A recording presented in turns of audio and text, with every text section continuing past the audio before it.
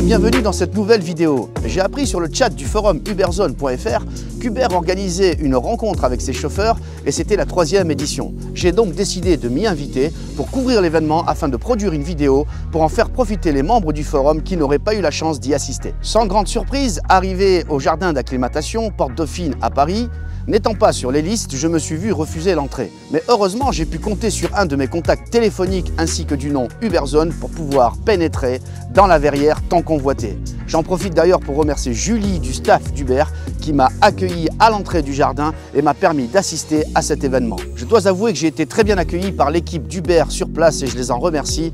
Et j'ai pu aussi réaliser une nouvelle fois avec plaisir à quel point le forum Uberzone était apprécié et suivi par Uber.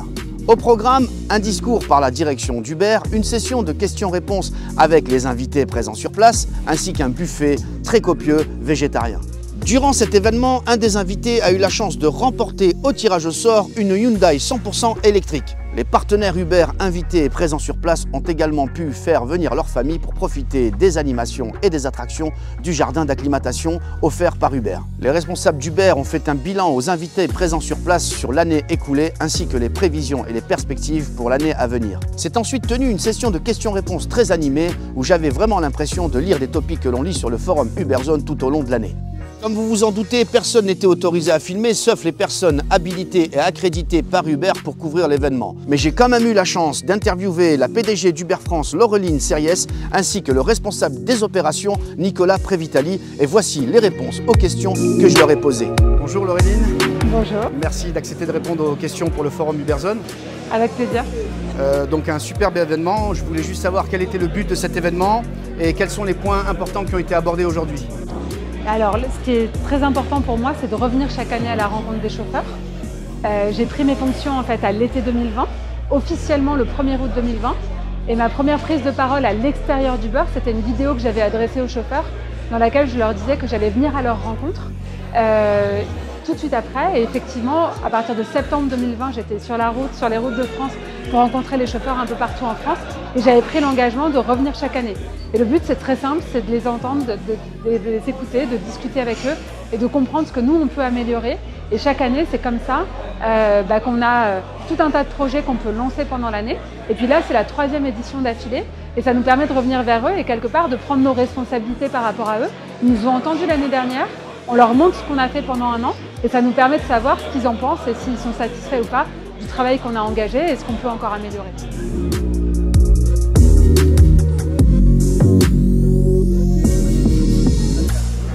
Alors il y a effectivement l'interdiction des diesels sur la plateforme Uber à partir du 31 décembre 2024. Donc on ne pourra plus rouler en diesel en fait sur Uber. Et donc il y a plusieurs accompagnements qui sont mis en place pour ça. La première chose que nous ont dit les chauffeurs quand on a annoncé ce plan, la première chose qu'ils nous ont dit, c'est OK, mais aidez-nous à le faire dans le temps, en fait. Allez-y progressivement. Et donc, on a d'abord interdit le 1er janvier 2021 les véhicules neufs diesel sur la plateforme. Ensuite, au 1er janvier 2022, on a interdit tous les nouveaux véhicules ajoutés sur la plateforme. Et donc, on aura cette 3e interdiction définitive de tous les chauffeurs qui seront, enfin de tous les, pardon, pas les chauffeurs, les voitures diesel qui seront encore là, fin 2024. Comment on fait pour les aider? Le but, c'est de transitionner vers l'électrique. Objectif 50% de véhicules électriques en 2025.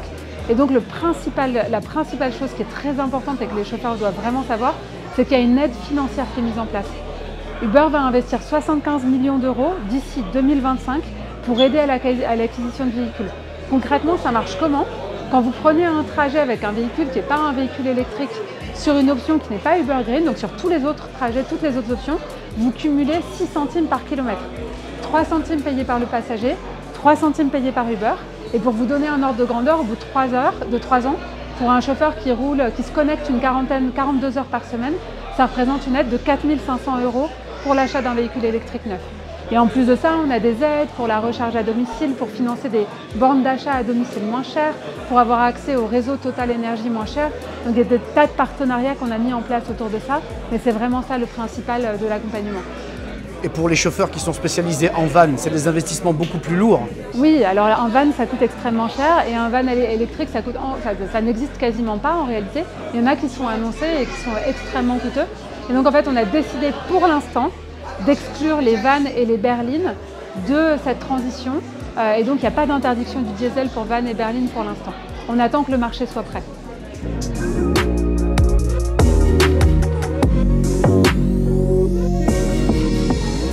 En fait, aujourd'hui, il y a plusieurs choses à dire par rapport à ça. Aujourd'hui, les taxis ont toujours existé, ils existaient avant l'arrivée d'Uber, ils continuent d'exister aujourd'hui et ils ont leur clientèle, ils ont une activité. Donc en réalité, quand ils travaillent en fait sur Uber ou sur une autre application, de toute façon, il y a une clientèle taxi. Donc ils n'ont pas besoin d'une certaine manière d'avoir de la clientèle en plus. Aujourd'hui, ils fonctionnent bien. Donc c'est pas ça tellement l'enjeu et pour l'instant, en tout cas à ce stade, ce n'est que le début. Donc on va suivre ce qui va se passer. Et j'ai pas tellement d'inquiétude à ce sujet-là. Ce qui se passe, par contre, c'est très important, c'est que le but d'Uber, c'est d'offrir le plus d'options possibles dans l'application. Vous avez toutes les options VTC, vous avez les vélos, les trottinettes, vous avez des scooters électriques. Et le but, c'est de continuer d'ajouter des options. Et alors, ce qui est intéressant, c'est plusieurs choses. C'est que, en fait, vous savez, il y a une clientèle qui est plus souvent une clientèle taxi, qui est la clientèle business. Et notre objectif aujourd'hui, c'est de pouvoir faire venir cette clientèle business sur Uber. Et la réalité, c'est que quand un client, par son entreprise, prend un trajet taxi via l'application Uber, demain, il peut être amené à titre personnel quand il est le week-end avec sa famille ou seul le soir qu'il veut rentrer, à essayer aussi un VTC. Donc c'est un moyen pour nous de faire venir des clients sur l'application qui n'existaient pas avant. Et inversement, en fait, il existe aussi des clients qui sont aujourd'hui déjà des clients VTC sur Uber, mais qui prennent en parallèle des taxis et qui pourront les prendre du coup désormais sur Uber. Et en fait, ce qu'on constate pour l'instant, donc on a lancé simplement à Paris, on est en test, c'est-à-dire que c'est lancé depuis début octobre et pour l'instant on observe ce qui se passe. Et ce qu'on observe, c'est que depuis qu'on a lancé Taxi, sur ce produit Taxi, il y a 1000 nouveaux clients qui sont venus sur la plateforme, qui n'existaient pas sur Uber avant, qui sont arrivés sur la plateforme et 30% d'entre eux, après avoir pris un premier trajet Uber sur Taxi, se sont mis à prendre des trajets VTC aussi. Et c'est l'effet qu'on espère voir continuer. Il me reste une information, si vous voulez, que je n'ai pas dite et j'en profite pour vous le dire. Si les chauffeurs écoutent cette vidéo, il existe aussi pour ceux parmi les chauffeurs qui seraient intéressés pour eux-mêmes devenir taxi, on a mis en place une formation qui est financée par Uber et qui vous permet de vous préparer à cet examen taxi. Et ça faisait partie des demandes formulées par les chauffeurs dans la consultation qu'on avait menée l'année dernière. Donc voilà, c'est juste une information en passant. Bonjour Nicolas, merci d'accepter cette interview et de répondre aux questions pour le forum Uberzone. Première question que j'ai envie de te poser, est-ce que tu connais Uberzone et qu'est-ce que tu en penses? Bonjour Hakim, bonjour la communauté Uberzone. Je suis tout d'abord ravi de faire ta connaissance, c'est la première fois qu'on se rencontre. Bien sûr, je connais Uberzone et je connais toute sa communauté. Je regarde très souvent, ça fait partie de mes onglets et de mes pages préférées. Et je trouve ça génial d'avoir un forum comme ça, libre, engagé, où la parole est vraiment à la fois hyper volontaire et à la fois hyper pertinente.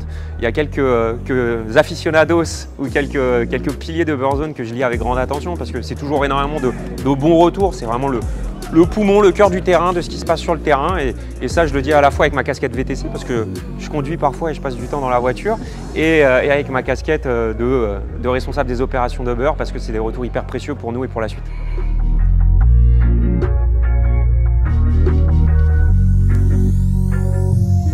La fidélité des chauffeurs, elle est hyper importante pour nous et on est d'ailleurs en train de... C'est les chauffeurs, hein, comme dans un cadre aujourd'hui, qui nous le disent en fait, il y a besoin de faire plus sur la fidélité. On est en train de travailler à refonder complètement le programme Uber Pro. Ça va arriver dans les mois à venir et on va notamment mettre quelque chose que les chauffeurs nous ont demandé depuis longtemps, c'est des réductions de frais de service ou des avantages financiers dans Uber Pro. Donc ça, on est en train de travailler, c'est un des premiers axes et un des axes, je dirais, l'axe majeur même pour fidéliser les chauffeurs. Ensuite, on essaye, et c'est aussi pour ça qu'on est là aujourd'hui, d'avoir un dialogue le plus proche du terrain, le plus sincère possible avec les chauffeurs, d'être proche d'eux et de montrer que voilà, il y a des retours, on les prend en compte, on agit à partir de ces retours sur le terrain pour faire évoluer l'application. Et d'ailleurs, vous nous dites souvent que l'application, c'est la meilleure application sur le marché en termes de fonctionnalité, en termes d'expérience. Donc je pense que c'est aussi ça qui nous distingue des concurrents potentiels. Et puis après, tout simplement la base clientèle. Il y a une énorme base clientèle, vous le savez, notamment la clientèle étrangère, qui est hyper précieuse pour les chauffeurs et puis qui adore aussi la marque Uber.